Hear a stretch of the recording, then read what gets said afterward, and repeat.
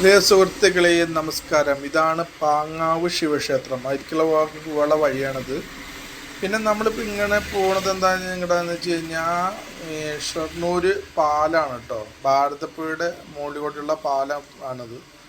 അങ്ങോട്ടാണ് പോണത്. ഇപ്പൊക്കെ ഒരുപാട് കച്ചവടങ്ങളുണ്ട്. മാങ്ങയാണ് കച്ചവടം ചെയ്യുന്നത്.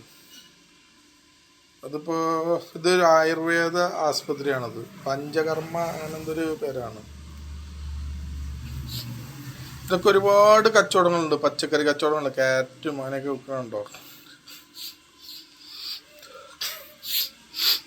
കണ്ടോ. ഇതാണ് ആയുർവേദം. ഇതിപ്പോൾ തൃശ്ശൂർക്കുള്ള ബസ്സാണ്.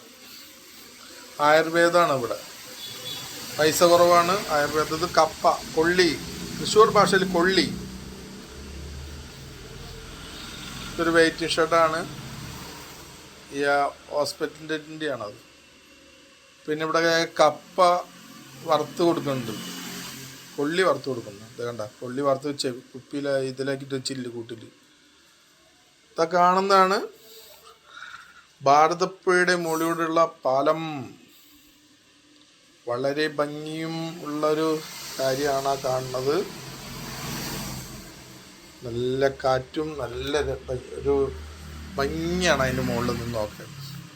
അടിയിൽ നോക്കി കഴിഞ്ഞാൽ ഭാരതപ്പുഴ സുന്ദരമായി ഒഴുകുന്നത് നമുക്ക് കാണാം.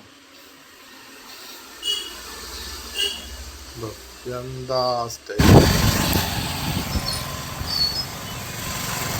ഇതാണ് ഭാരതപ്പുഴ. ഇപ്പൊ വെള്ളമുണ്ട്. അതൊന്നും വെള്ളം ഉണ്ടാവാറില്ല. അതിപ്പോ വെള്ളം. ഇതൊരു പഴയ പാലം. ഇംഗ്ലീഷുകാരുണ്ടാക്കിയാന്നൊക്കെ പറയുന്നുണ്ട്. അതിങ്ങനെ ഒട്ടിച്ച് കിടക്കണം. അതിൻ്റെ അപ്പുറത്ത് വലിയൊരു പാലം ഇപ്പം ഉണ്ടാക്കിയിട്ടുണ്ട്. ഈ പാലം കൊല്ലങ്ങളായി ഇവിടെ ഇങ്ങനെ കാണും. ഒരു 4-5 പീസായിട്ടാണ് കിടക്കുന്നത്.